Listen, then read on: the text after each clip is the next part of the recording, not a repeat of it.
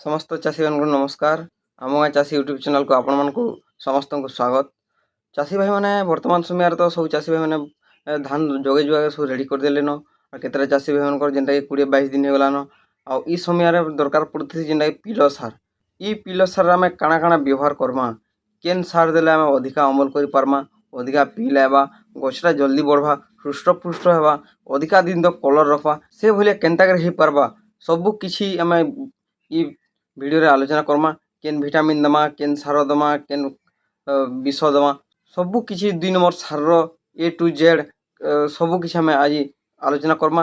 Video के नुआ आसन तो निहाती बार गोटे सब्सक्राइब करन, वीडियोटा भल ला निहाती गोटे लाइक करबे, कमेंट माध्यम निहाती बार आपनकर मतामत जणाबे केनता लागला केनता नै काଣା होउची केनता हे पारबा सबु किछि निहाती बार जणाबे एवं वीडियो के निहाती बार गोटे शेयर करन। आसन वीडियो के लेट नि करन जल्दी आम आलोचना करमा। दर्शक भाई मैंने वर्तमान तो धान चाहिदा बहुत मात्रा बढ़ी चली है, जेनटा कि मंडी पिछा 3100 टंका रु प्लस भी देदेलेन सरकार। आउ सेटा के आम अनुध्यान करके जदि भल से टिके अमल नहीं करमा कि भल से टिके आम चाष बाड़ी के ध्यान नहीं देमा तो आम चाष रे लाभ नहीं हुए।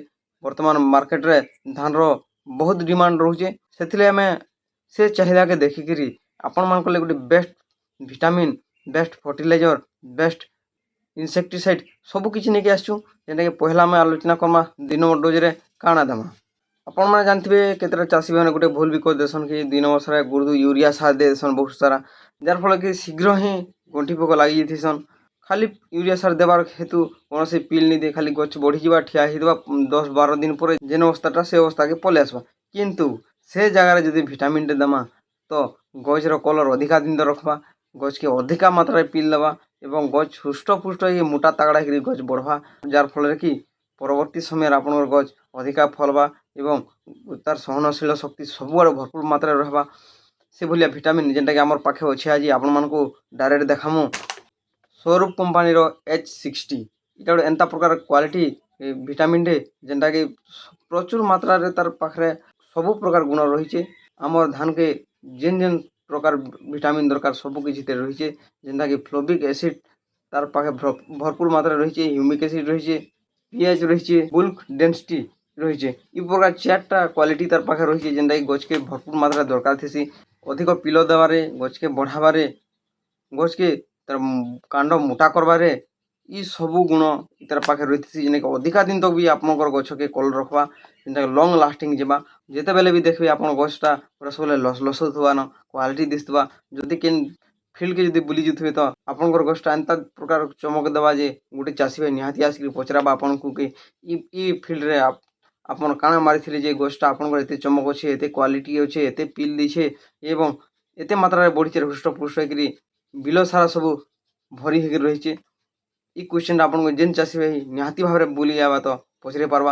यदि आपन H60 से एरिया रे जदि पकेथिबे तो इतर आम व्यवहार करबार तार शैली है जिते बेले आम 2 नंबर डोज दौछूँ पिलो सार जेनटा 20 ରୁ 22 दिन जेन दिया होची आमर यूरिया हो जेनटा कि नाइट्रोजन रोचे निहाती दरकार से समय नाइट्रोजन जेनटा कि आपन डीएपी दौछन जेनटा बेसी नै देबे डीएपी से समय दरकार नै मात्र 10 ରୁ 15 केजी देले यथेष्ट बा।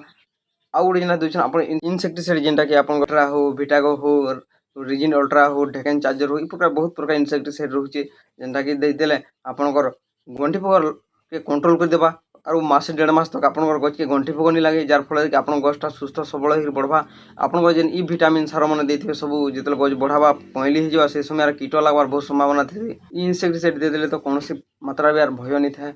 आपन माने निहाती भाबरे इटा इतार संगे संगे एबे जेन देखन हम H60 टा एकड़ प्रति आधा केजी आपन ता से मिसे दोन भल से मिक्स करके मारी दोन, जेनटा कि आपनकर मारला परे आपनकर बिलो के 5 ରୁ 7 दिन तक पानी ने बाहर के छाड़ुन काथे कि इनु जेन क्वालिटी बाहरी बा से आराम से आपनकर गछ के लागि पारबा। और आपन जेतले भी मारुछन इ गुडा सबु तो आपनकर बिलो रे 2 ରୁ 3 इंच पानी रखुन, अधिका भी दरकार नि पड़े। एते पानी रखला पर मार दोन और आपनकर 7 दिन पर आपनकर फील्ड के जोन देखबे कि तार रिजल्ट आपन माने केनता हिसाब पाई पारबे। केते मात्रा पिल देउथवा, केते मात्रा गछटा बढ़ीथिबा, केते मात्रा तार कांडटा मोटा थिबा आपन सबु किछि निजर आखिरे आपन देखि पारबे। गुटे बुटा को निहाती भावरे 25 ରୁ 30 टा पिल नि दूथला गछे भी आराम से दे पारबा। आपन माने निहाती पारे इ H60 के व्यवहार करूँ और एंता रिजल्ट पाउन। आपन जेन वीडियो रे देखुचन ଏଭଳିଆ ହିଁ ରିଜଲ୍ଟ ହେଇଯିବା। ଏଥିଲାଗି ସବୁ ପ୍ରକାର କ୍ୱାଲିଟି ରହିଛି H60 ଯେନ୍ଟାକି ଆର୍ ବି କହୁଛେ ଯେନ୍ଟାକି ସ୍ୱରୂପ କମ୍ପାନୀର ଆସିଛି। ଯେନ୍ଟାକି ଆପଣମାନେ ଏଟାକେ ନିହାତି ଥରେ ବ୍ୟବହାର କରୁନ୍ ଏବଂ 100 to 100% ରିଜଲ୍ଟ ପାଇପାରିବେ। ଏନ୍ତାକେ ଭିଡ଼ିଓ ଦେଖବାର୍ ହେଲେ ଆମ ଗାଁ ଚାଷୀ ୟୁଟ୍ୟୁବ୍ ଚ୍ୟାନେଲ୍କେ ନିହାତି ଗୋଟେ ସବସ୍କ୍ରାଇବ୍ କରୁନ୍। ଭିଡ଼ିଓ ଯଦି ଭଲ ଲାଗେ ନିହାତି ଗୋଟେ ଲାଇକ୍ କରୁନ୍ ଏବଂ କମେଣ୍ଟ ମାଧ୍ୟମରେ ନିହାତି ଭାବରେ ଆପଣଙ୍କର ମତାମତ ଦଉନ୍। ଏନ୍ତାକା ଭିଡ଼ିଓ ସବୁବେଳେ ଆପଣଙ୍କ ଲାଗି ନେଇ ଆସୁଥିମୁ। ପୁଣି ଏକ ନୂଆ ଭିଡ଼ିଓ ଭେଟ ହେବା। ଧନ୍ୟବାଦ।